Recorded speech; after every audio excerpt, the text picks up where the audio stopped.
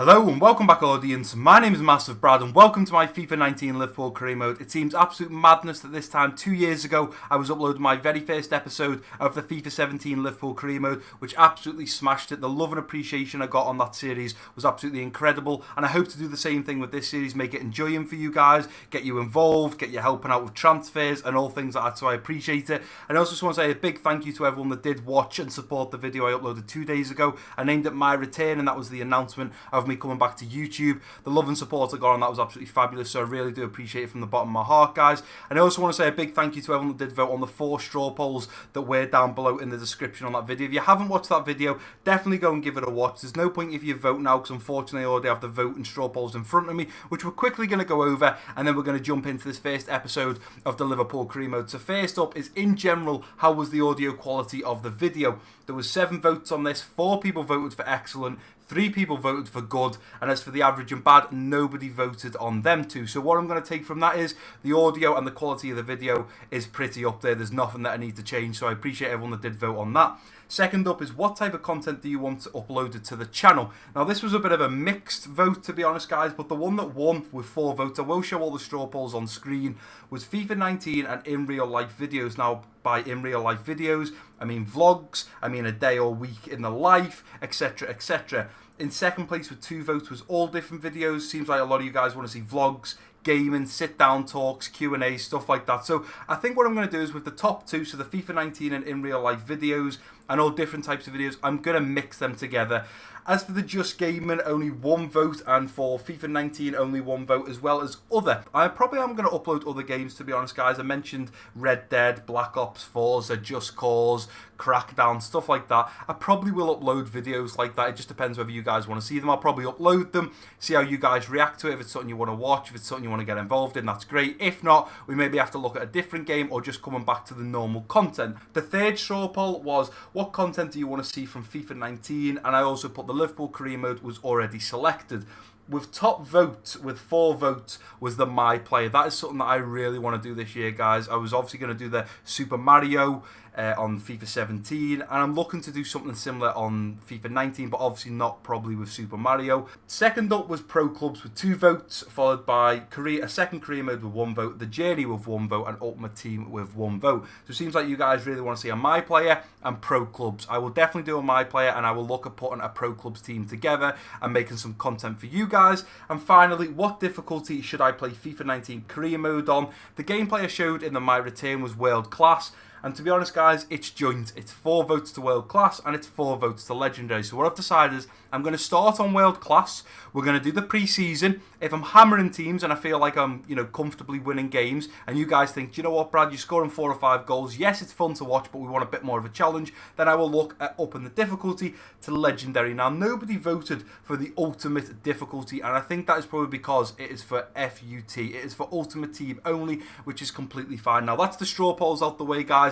Let's get into today's episode. So we are doing a manager career mode. Now, these are things, unfortunately, now that I can't ask you guys. For this first episode, we need to get everything out there so you guys can let me know in the comment section what you want me to do, what you don't want me to do. So I do have in front of me now 5 straw polls that I will be creating and putting in the description.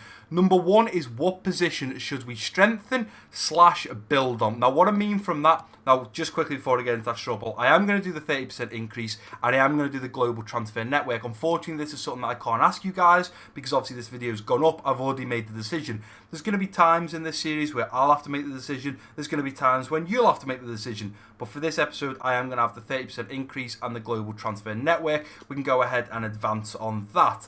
Now, to go back to the straw polls, as I said, what position should we strengthen / build on? So when I look at the Liverpool squad, which we'll be looking over in depth in a minute, guys, there's not many positions where I think we need to strengthen. It's not like last year where I thought we needed this strengthening, we needed that. We made some good signings. We brought Fabinho in. We've got Naby Keita. We've got some decent signings now to help in the midfield. We've got Van Dijk at the back. We've got a new goalkeeper in Alisson. So when it comes to Liverpool career mode, we have around 92, I think. Oh, sorry, it says right there. Should have seen that. 94 million to spend. I don't really know personally if we need to strengthen anywhere. I just think we need to build the squad out a little bit. So I've done a straw poll. What positions do you think we should strengthen and build on? Left back, centre back, right back, centre mid, left wing, right wing, striker. It's entirely up to you guys to vote. The second straw poll is how many games do you want to see per episode? So do you want to see 2 games and just see the highlights? Do you want to see one highlighted game and then simulate one? Do you want to see 2 highlighted games and simulate one? It's entirely up to you guys. I personally think we should just play 2 games and highlight the whole lot, because if we simulate ones, there's a chance that we're going to lose easy games that shouldn't be happening. Moving on to the third straw poll, we've got how long do you want these episodes to be? 5 to 10 minutes, 10 to 15 minutes, 15 to 20, or 20 to 25. I think if we're going any more than 25, I know obviously when you're doing the transfer window at the start, it's a little bit difficult to make them as short as possible. Like for this video, it's going to be very choppy. There's bits I'm going to chop out that you guys aren't going to see, and then we're going to cover it after, and so on, so on. 5 to 10 minutes for me it's going to be very difficult. Maybe if I played 1 game per episode and cut it up into highlights, we can make it 5 to 10.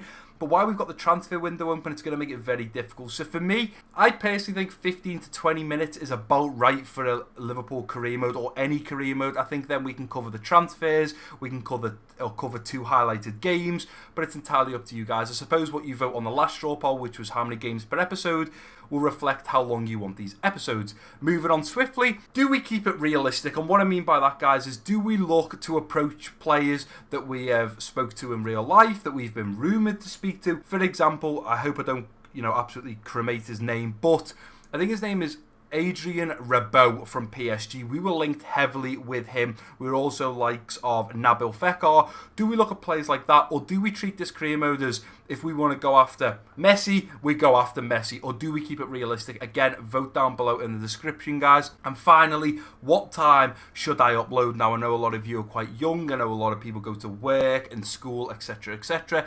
So I've gone for 6 to 7 p.m, 7 to 8 p.m, 8 to 9 p.m, or 9 p.m. plus. If there is another time that you'd rather me upload, make sure you leave it down below in the comment section. But I think going for evening time, going for tea time, you can sit down, have your tea, and watch the video. It's entirely up to you guys.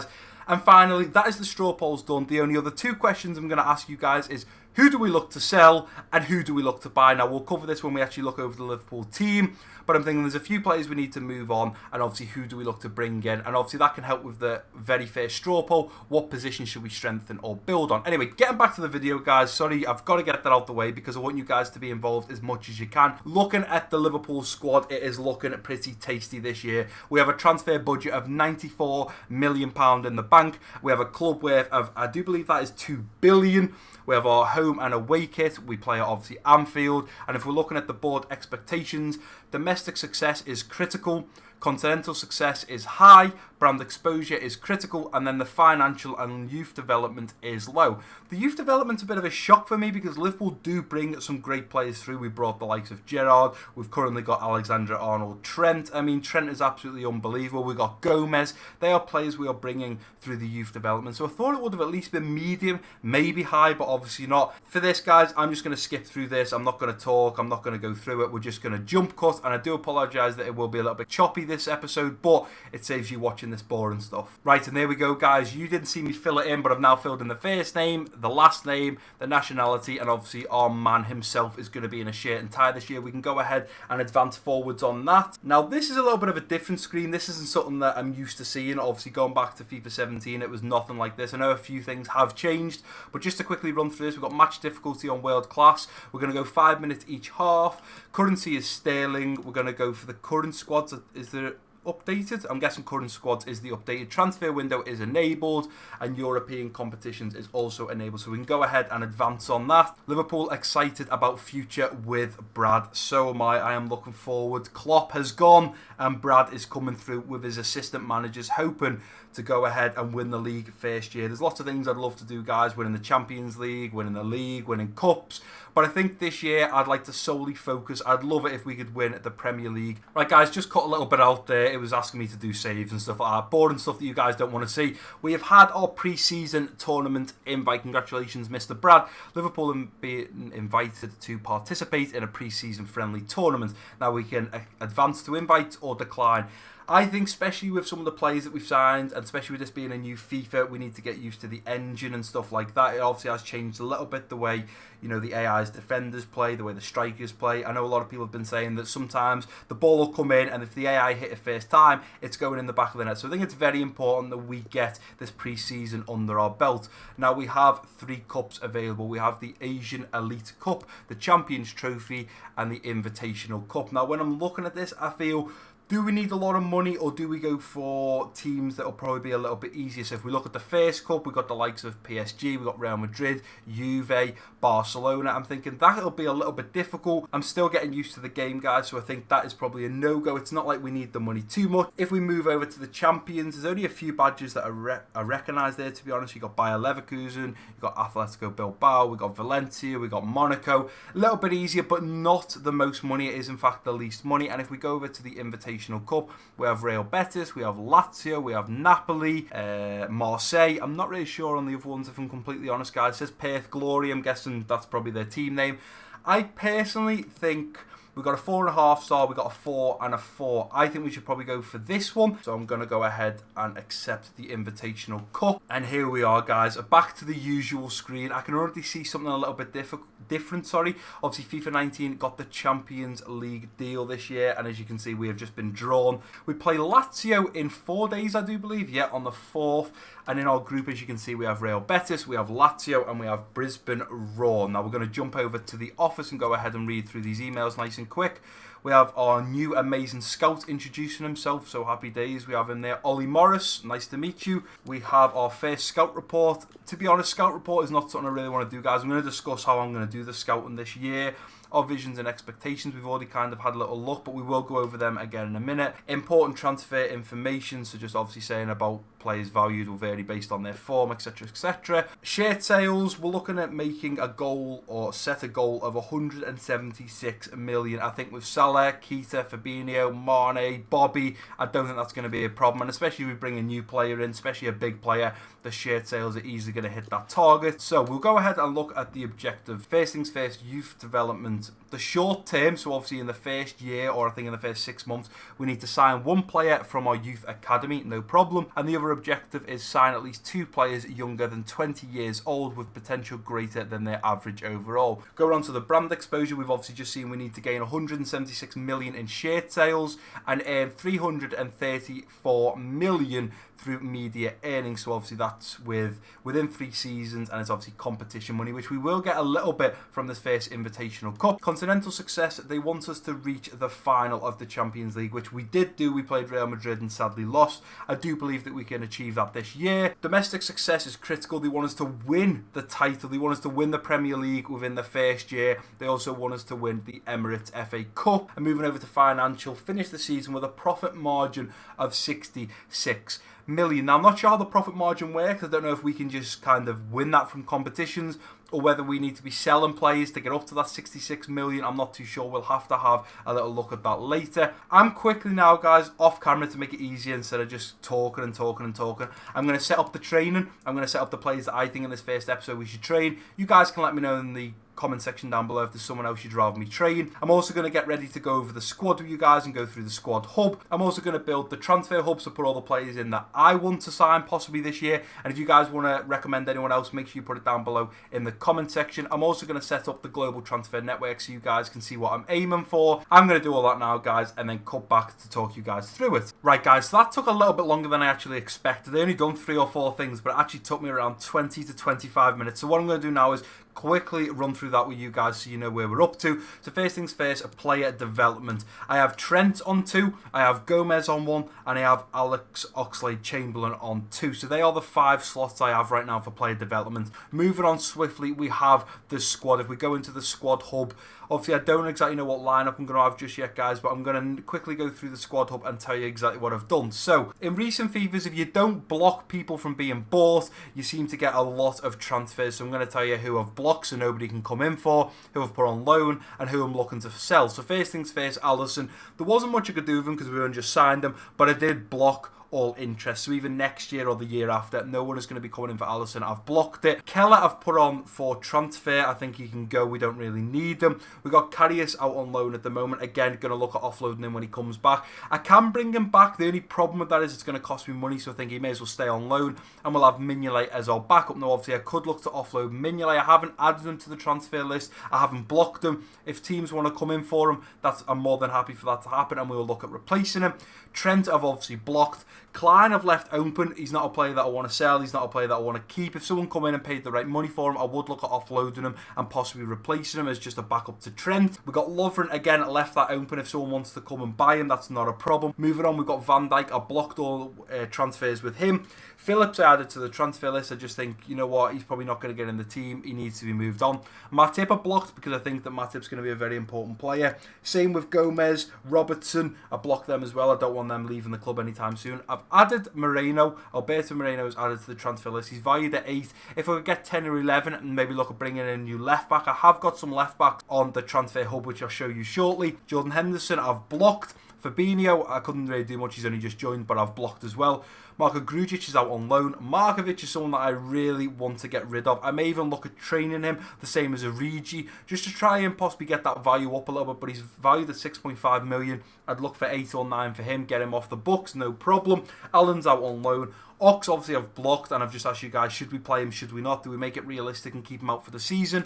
Ajario is on loan. Lallana, again, haven't done anything with. He is now 30. He's overall 81. He's valued at 14.5. I think if the right team come in and paid the right money for him, I may look at offloading him, no problem. Naby Keita, can't really do much with him, but I have blocked it. I don't ever want to be selling him. Same with Milner, don't want to be selling him. Same again with Gini Wijnaldum, don't want to be selling him. I've added Pedro Chirivella to the transfer list. He's a player that, do you know what, he's great in real life, but I just don't see him ever getting into this Liverpool squad. Harry Wilson, we've put out on loan already. Ben Woodburn's out on loan. I may look at recalling Ben Woodburn, to be honest, guys, because we are struggling in the left wing position, which I will show you in a minute. We could bring him back. We could start working on him, getting him through the training, getting him in some games. We got Camacho. We've only just signed him, so there's not much we can do with him, so I've just blocked. Obviously, Bobby Firmino, he's going nowhere. Blocked all transfers with him. Sergio is currently out on loan. We got Shaqiri, who's only just joined. I've blocked everything with him. He's definitely going to get in the squad this year.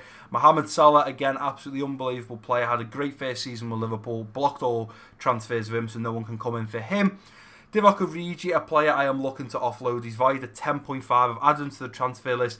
As I said before, may do some training with him to try and get that value up a little bit. If we can get him to maybe a 78, 79 overall before he moves on, we may get a little bit more money for him. Obviously, he's only got 1 year left on his contract as well. I am going to offer him a new contract. Maybe that'll bump up his transfer value a little bit as well. Danny Ings in real life is obviously loaned out to Southampton, and after 1 year is actually going full-time to the club. I'm not really sure what happens on FIFA. I don't know if that's an option they can do, or whether he's going to be loaned out and in 12 months he's going to come back and then we can look at selling him.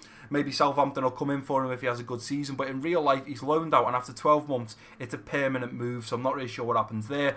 Daniel Sturridge is our only real other striker behind Bobby Firmino at the moment, so I've blocked him. Unless we look at bringing in a new striker, Sturridge won't be going anywhere. Dominic Solanke has been at the club, I do believe, for 2 years now. I think it's his second year.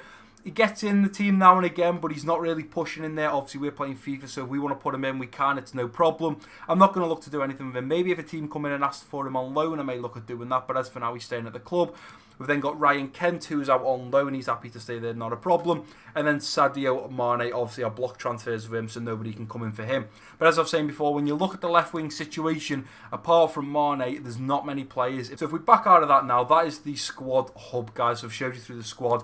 I'm probably not going to show you the lineup I'm going to put out. I may put that lineup, I may change it a little bit. I'm probably not going to show that till the next episode. Obviously, this episode's going on a little bit long already, so I'm not actually going to play the Lazio game. What I'm going to do is we're going to go through all the ground. Basically, we're going to build up from the bottom, go through all the transfers, look at the transfer hub, look at players we want to offload, look at players we want to buy, etc, etc. And then when it comes to the next episode, we can get into the Lazio, we can start putting offers in for players. I could do this all myself, but I want you guys to be heavily involved when it comes to buying and selling players. So I'd rather just do this first episode, lay the ground, and then we can start building up from there. Moving on swiftly, obviously Global Transfer Network is when you have obviously scouts and they go out and find a real life players. So I'd send Ollie Morris out and we'd say, look, I want you to go and find me a central attacker mid that's strong, has this, has that, has this. That is something I don't really want to do, guys. What I want to use my scouts for is when I am scouting actual players that we have found. So basically I am doing their job. So instead of saying, look, go and find me a left back. I want me and you guys to find that left back and then just get them to scout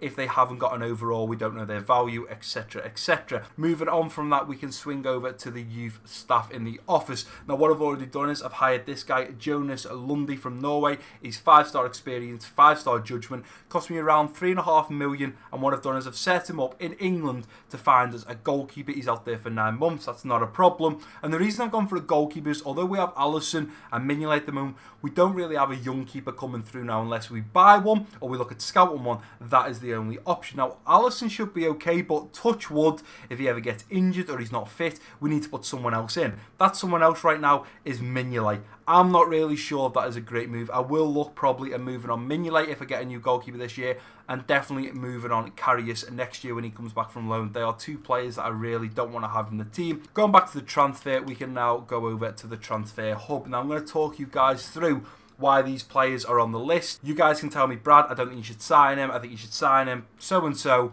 You know, there's some players that you guys are going to think, well, that's a bit of a mad one. Obviously, this first one, you may look at it and think, Brad, Leroy Sané, what's going on there? And I'll explain the reason he is on the list, guys. So, the World Cup, he didn't get called up for Germany. And the biggest shock of the year is I had him in my fantasy football team, and Pep didn't play him. He wasn't even in the squad. He's only just now breaking into the squad. Now, whether that was because he had a clash with Pep, whether there was a problem, whether it was private, I'm not really sure, but he was not getting in the squad. Now, what I love about Sané is, first of all, he's young, he's only 22, he's already overall 86, and he can play left and right wing, which is a perfect player for Liverpool, I think. When I look at it, we've got Mane that can play left wing. Let's say Mane's unfit. Let's say he gets an injury.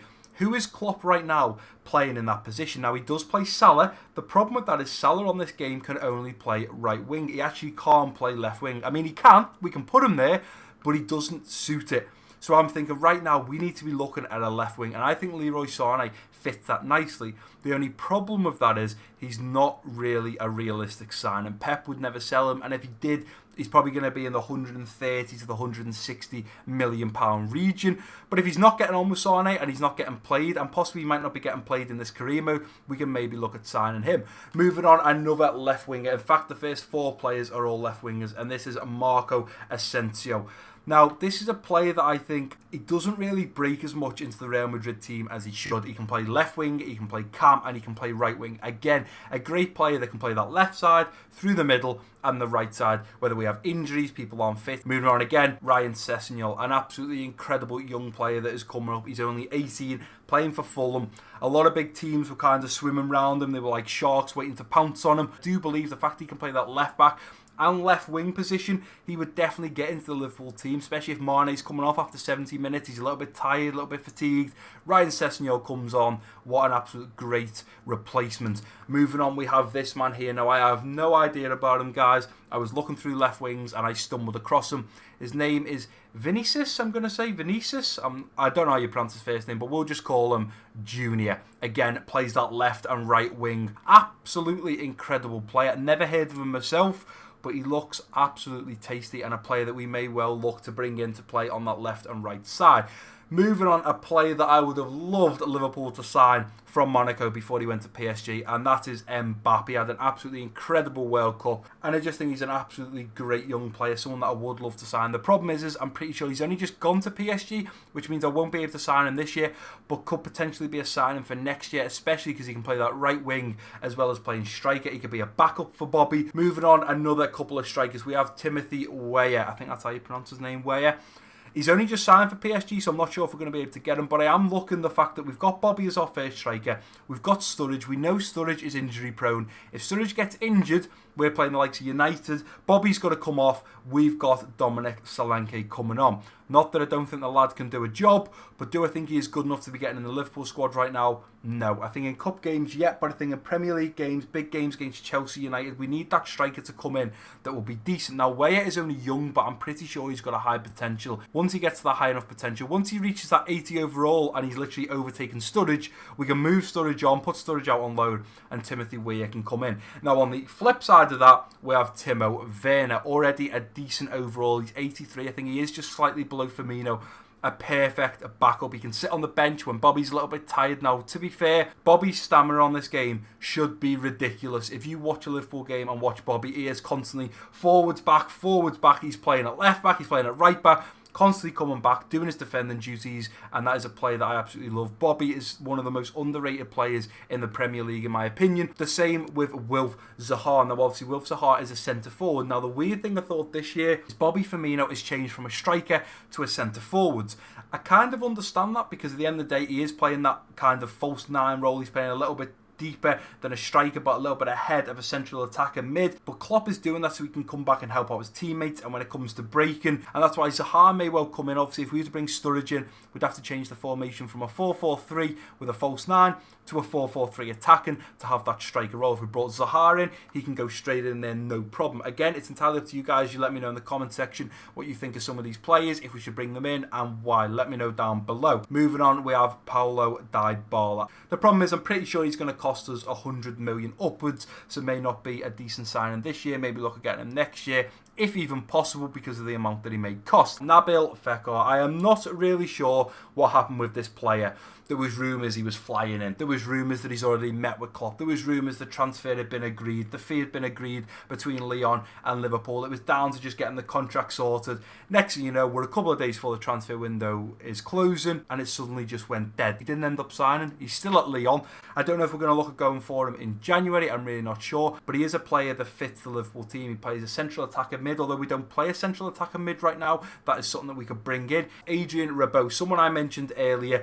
Coming to the last 3 or 4 days before the transfer window shut, we were heavily linked with this player. Now, we weren't heavily linked to buy him. We were actually heavily linked to the fact that his contract runs out in 12 months. Now, you guys will have to let me know because I'm not sure. Do you have to wait till 6 months, till their contract expires in 6 months, to actually approach them to sign them on a free? I can't remember from the old Fifas. Do you have to wait for 6 months or could you do it after 12? This man only has 12 months left. I just think an extra player just to bolster that central midfield role. Absolutely incredible player. I'd play him a little bit deeper because I think from his stats, he's very good with stamina, good reactions, good composure. Again, wouldn't look at signing him, probably look at getting him on a free if possible, exactly like Liverpool are doing next year. We currently have the main man, Robertson, at left back. His backup right now is Moreno, a player that I don't really think should be at Liverpool. I'm not really sure why he still is. Maybe the fact that no one will take him. Maybe Klopp wants to keep giving him chances. But I'm looking at this. We have a young Scotsman, exactly the same as Robertson, in Kieran Tierney. I do believe that's how you pronounce his name. And he can play the whole left side as well as in the middle. He's best at left back, but he can play left mid, left wing back, and also centre back. I probably wouldn't play him at centre back. He's only 5'10", but when I'm looking at it, he's a fellow Scotsman. He's going to be behind Robertson, a great young player to bring in. I think he is possibly going to be one of the biggest targets that we look for, guys. Moving on to the centre back, we definitely, I think, need another centre back. Currently, right now, we have the likes of Lovren, we have Matip, we have Van Dijk, and we also have Gomez. Gomez can also play right back, so we have 3 solid right now main centre backs. I still think we need another one, especially if we look to move on Lovren or we look to move on Matip. So the centre backs that I currently have right now are, sorry if I kill their names, Presnel Kimpembe, Jonathan Tah, and Jerome Boateng. Now I'll explain these 3 guys. Kimpembe has absolutely incredible future stats. He's absolutely incredible. He has been through the last couple of Fifas, and that goes for the same of Jonathan Tah. The only difference is you used to sign these on FIFA 17 at around the 78, 79 overall. Both of them now sitting at a high 83. The flip side of that is we look at bringing in Jerome Boateng. Now we bring him in for the experience. He's got incredible experience. He's 6'4". He's overall 86. Probably in the next year or two, he'll start coming down in that overall stat, maybe to an 84 at the lowest. Jerome Boateng, for me, fits that position, so it's entirely up to you guys. As I've said throughout this whole video, let me know your thoughts in the comment section. Moving on now to the right back position, we currently have Trent playing there, who will probably be our number 1, and then we have Klein, a player that I have said I haven't looked to sell, I haven't looked to keep. If the right team comes in for the right money, I would probably offload Nathaniel Klein. He's a player that's not getting in the team anymore. He was out with injury, and I just think if we sold him, we could bring someone in much better. This man here, Joshua Kimmich. The only problem with bringing him in, and I think he's an absolutely incredible player. I've seen him play for Germany, seen him play for Bayern Munich. Absolutely incredible. The only downfall is his overall's 85. He's going to want to come in and have that right back position, which means then it pushes Trent out of the team.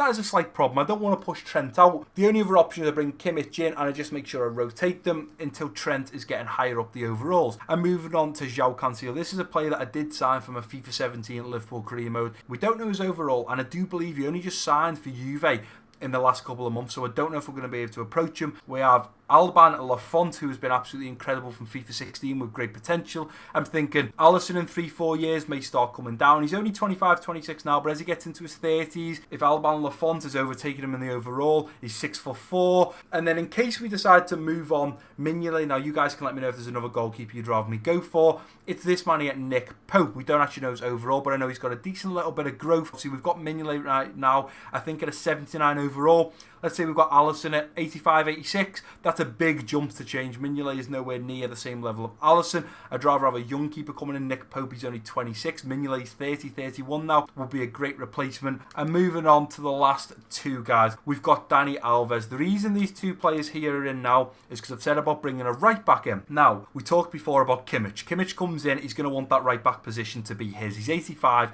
and that's understandable. He's the main right back right now for Bayern Munich. On the flip side, we look at Dani Alves. We look at someone that's 35, he's 82. Right, so he is slightly higher than Trent, but he's going to start declining. The good thing about Dani Alves is, though, he's got the experience. If you look, he's got 81 passing, he's got 84 agility, 87 balance. Now, what I like about him is we bring him in, we sign him on a 2 or 3 year contract. He helps Trent in that right position. As he starts declining, Trent starts growing. Eventually, we switch it out. Dani Alves plays the odd few games when Trent's not fit, and when Trent's fit, he's always going to be the main man. We just have Alves for a backup. The best thing about Alves as well is his contract is up in 12 months' time. So we could look at signing him in January on a free contract if that's how it works. I think it is the 6-month mark, to be honest, guys. If you can let me know in the comment section, that'd be absolutely amazing. And finally, the last man himself, Diego Godin, overall 90, 32. He's got the experience, and the reason he's on the list, guys, is the same reason as Alves. He's got the experience, and he also, his contract runs out in 12 months. Now, obviously, these two teams here